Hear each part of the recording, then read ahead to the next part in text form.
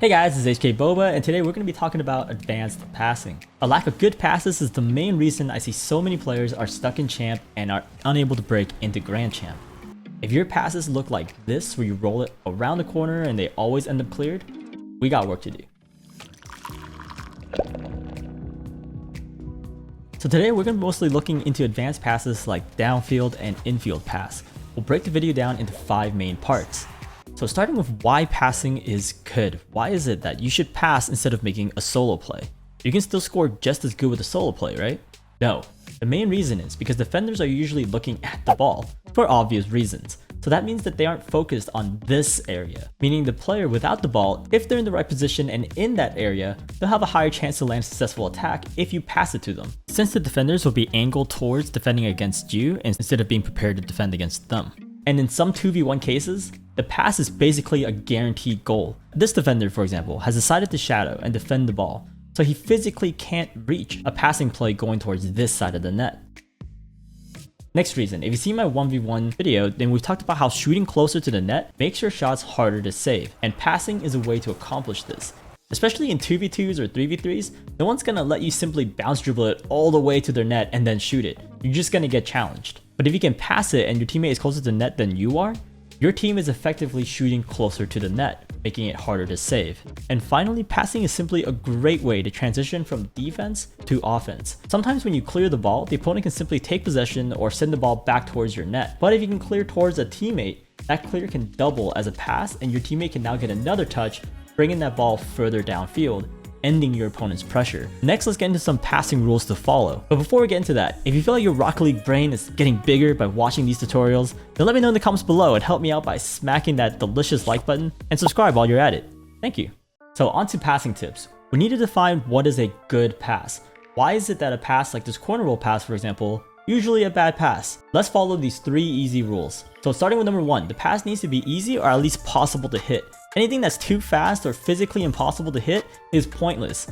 If you're passing close by, try to get a light touch by single jumping into it, or you can try to flip into it to do a grounded pass. But for farther passes or passing onto the wall, make sure you're banging it high enough so the ball has enough airtime for your teammate to fly up and get the hit.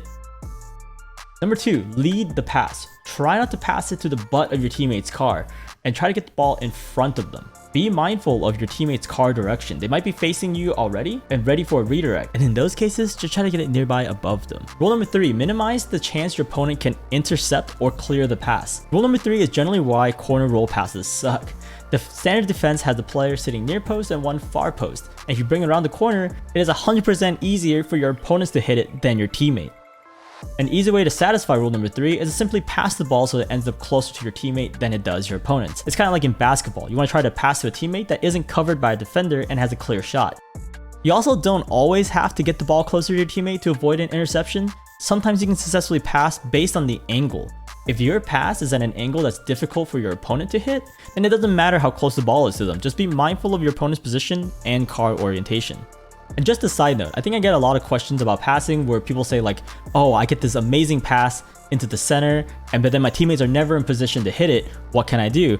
And the sad truth is that that's actually your fault for passing there. If we look at these rules, your pass needs to be closer to your teammate than it is your opponent. So if you don't see your teammate ready for a pass middle, then why are you passing middle? Try to go for a back pass or something so that they can actually hit the ball. Just something to think about in order to get more successful passes, because you can't really control how good your teammates are, but you can control exactly where you send the ball. Advanced passes is super dynamic and it can be hard to spot passing opportunities in an actual game. So if you're just starting to try to pass better, here are 3 common passing plays to look out for to make things easier. The first one is my personal favorite, infield passing. If you have a ball in a dribble state and your opponents are rotating back or they're challenging kind of late, that means you have extra time to cut into the side of the ball, allowing you to flip through it and send it infield towards your teammate. This is a simple but really effective pass since your team can now shoot from a completely different angle than where your opponents were previously looking. This also works in the corner. To avoid the corner roll, which might send the ball towards the defenders,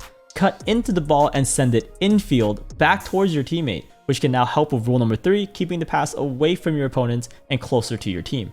The next passing opportunity is a great way to go from defense to offense. If you can get it clear with a teammate sitting on the wall here, Booming it to them will allow them to pass the ball back to middle, or they can simply shoot from the wall as well. In threes, this is one of the main times that you want to rotate near post. I know, me suggesting a near post rotation is blasphemy, but this is one of the times that you should do it. If your team already has a standard defense with one player on the ball and one player at the goalie, you don't always have to slot in behind them. It's not time yet. You can hang out downfield for a little longer or even near post to see if a passing play is possible, and then go far post when you confirm that it's not. Another way you can accomplish this, especially in 2v2s, is by faking.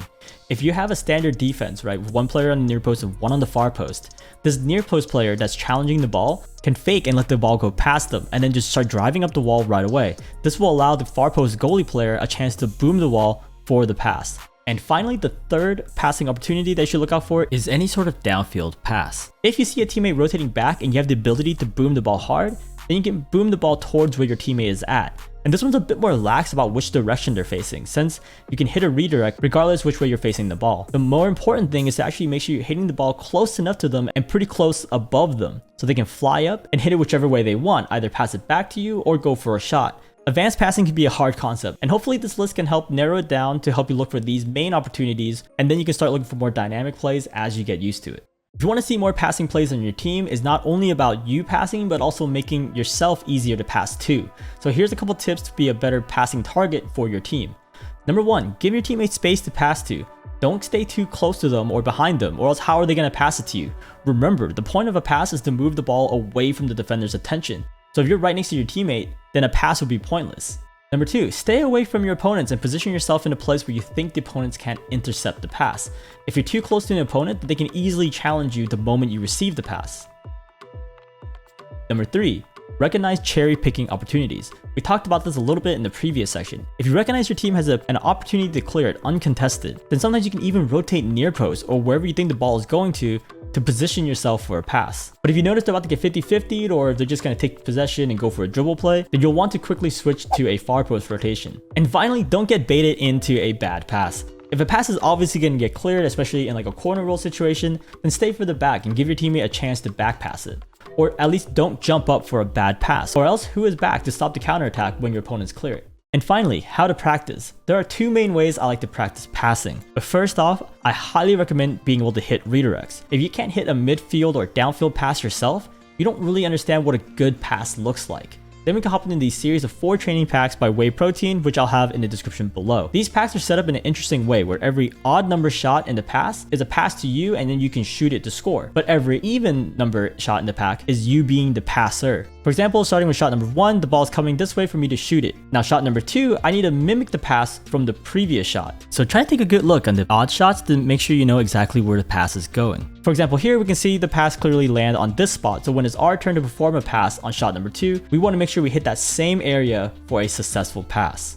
The next way to practice passing requires you to have a buddy, which is hard for me since I have no friends. But if you're lucky enough to have a practice partner, all you want to do is set up a private match with unlimited time, unlimited boost, and disable goal reset.